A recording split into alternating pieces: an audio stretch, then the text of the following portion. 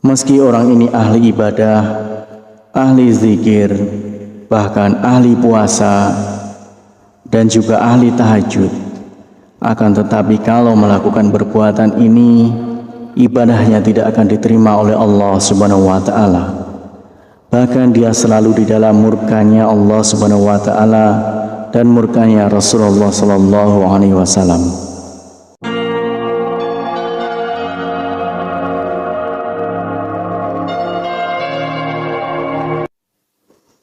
Bismillahirrahmanirrahim. Assalamualaikum warahmatullahi wabarakatuh. Syukur alhamdulillah kita bisa berjumpa lagi di channel ini.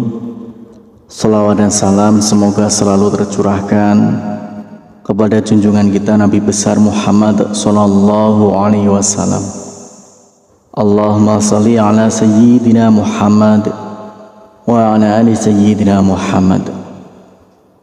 Saudaraku seiman yang dirahmati Allah, banyak maksiat yang dilakukan oleh manusia, namun tidak disadari perbuatan itu dapat meruntuhkan semua ibadah dan dapat tertolak semua ibadahnya kepada Allah Subhanahu wa Ta'ala. Meski orang ini ahli ibadah, ahli zikir, bahkan ahli puasa, dan juga ahli tahajud, akan tetapi kalau melakukan perbuatan ini, ibadahnya tidak akan diterima oleh Allah Subhanahu wa Ta'ala. Bahkan dia selalu di dalam murkanya Allah Subhanahu wa Ta'ala dan murkanya Rasulullah Sallallahu Alaihi Wasallam. Dulu ada seorang lelaki bernama Alqamah, seorang yang rajin dalam masalah ibadah, sholat, puasa, dan sedekah. Namun suatu waktu jatuh sakit yang teramat parah, tepatnya dalam keadaan sakaratul maut. Namun entah kenapa Alqamah yang taat itu kesulitan untuk melafalkan kalimat la ilaha illallah. Sang istri meminta tolong kepada seseorang untuk menemui Rasulullah untuk menyampaikan pesan tentang keadaan suaminya pada Rasulullah Sallallahu Alaihi Wasallam. Nabi pun mengutus Bilal Ali Salman dan Ammar radhiyallahu an untuk datang ke rumah. Di sana mereka menyaksikan betapa Alqamah dalam keadaan yang memprihatinkan. Mereka bertanya-tanya, bagaimana mungkin seorang yang taat pada Allah Subhanahu wa Ta'ala dan Rasulnya itu kesulitan dalam melafalkan kalimat la ilaha illallah. Lidah Alqamah seperti terkunci ketika akan melafalkan kalimat itu. Merasa khawatir, mereka kini mengutus Bilal untuk menyampaikan apa yang mereka saksikan kepada Rasulullah Sallallahu Alaihi Wasallam. Rasulullah pun bertanya, apakah Alqamah masih memiliki ayah dan ibu? Ayahnya sudah meninggal, tapi dia masih memiliki seorang ibu yang sudah tua.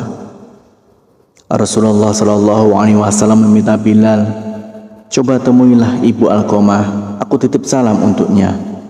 Jika dia masih mampu berjalan, dia bisa menghadapku. Jika tidak bisa, maka aku yang akan ke sana. Sebagaimana yang dikatakan Rasulullah Sallallahu Alaihi Wasallam.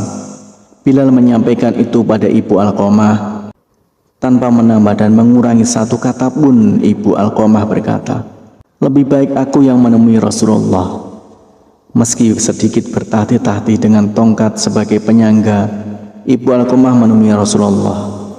Dia mengeluhkan salam dan langsung disambut Rasulullah Sallallahu Alaihi Wasallam. Rasulullah bertanya, jadi bisakah ibu menceritakan bagaimana keadaan Alqamah yang sebenarnya? Kenapa dia nampak kesulitan melafalkan kalimat la ilaha illallah? Padahal setahu saya dia seorang hamba yang rajin dan taat. Ibu Alqamah menjawab, karena Alqamah sudah menyakitiku. Dia lebih mengutamakan istri daripada ibunya. Dia benar-benar menentangku demi menuruti keinginan istrinya. Rasulullah pun mengangguk-anggukkan kepala, tanda mengerti bahwa yang mengunci lidah Alqamah hingga tidak bisa melafalkan kalimat la ilaha illallah adalah karena murka dari ibunya sendiri. Kemudian Rasulullah Sallallahu Alaihi Wasallam memanggil Bilal, menyuruh Bilal untuk mengumpulkan kayu sebanyak-banyaknya untuk membakar tubuh Alqamah. Ya Rasulullah, kenapa engkau mau membakar putraku di depan mataku? Bagaimana perasaanku nanti? Tanya ibu Alqamah sedih. Ya, bagaimanapun seorang ibu, mana bisa melihat putranya dibakar di depan mataku sendiri. Wahai ibu Alqamah, sejatinya siksa Allah nanti di akhirat akan lebih kejam. Segala amal yang dilakukan selama ini tidak dapat diterima oleh Allah karena terhalang akan siksamu. Kebajikan yang dilakukan jadi tidak berguna dan tidak bisa membantu selamat dari api neraka. Rasulullah SAW menjelaskan, jika engkau ingin putramu selamat dari api neraka, kau harus merelakan apa yang telah aku lakukan. Baiklah ya Rasulullah, aku akan memaafkannya. Aku sungguh tak sanggup mengetahui jika anakku akan masuk neraka karena diriku. Rasulullah memerintahkan Bilal untuk mengecek keadaan Alqamah, memastikan apakah Alqamah sudah bisa melambatkan kalimat La ilaha illallah atau belum. Karena jika sang ibu mengatakan semua itu hanya karena malu bukan dari hati, maka apapun bisa terjadi. Namun ternyata ibu Alqamah sungguh tulus telah memaafkan putranya, karena ketika Bilal sampai di pintu rumah Alqamah, dia mendengar Alqamah mengucapkan kalimat La ilaha illallah. Bilal lalu masuk dan memberitahu apa yang sebenarnya terjadi pada Alqamah. Itu tentang lidah Alqamah yang terkunci tidak bisa mengucapkan kalimat syahadat karena mendapat murka dari ibunya, bahwa segala amal yang dilakukan Alqamah tak dapat menolong karena murkanya seorang ibu. Hari itu setelah ibunya memaafkan Alqamah, dia pun kembali ke rahmatullah, lalu dimandikan, dikafani dan disalatkan oleh Rasulullah SAW. Setelah dikuburkan, Nabi Muhammad SAW berkata, wahai sekalian kaum muhajirin dan ansor, barang siapa yang melebihkan istrinya daripada ibunya, dia akan mendapatkan laknat dari Allah Subhanahu wa Ta'ala. Para malaikat dan sekalian manusia, Allah tidak akan menerima amalnya sedikit pun kecuali kalau dia mau bertaubat dan berbuat baik pada ibunya serta meminta ridhonya, karena ridhonya Allah tergantung pada ridhonya dan kemarahan Allah tergantung pada kemarahannya. Demikianlah satu dosa yang membuat semua ibadah kita ditolak.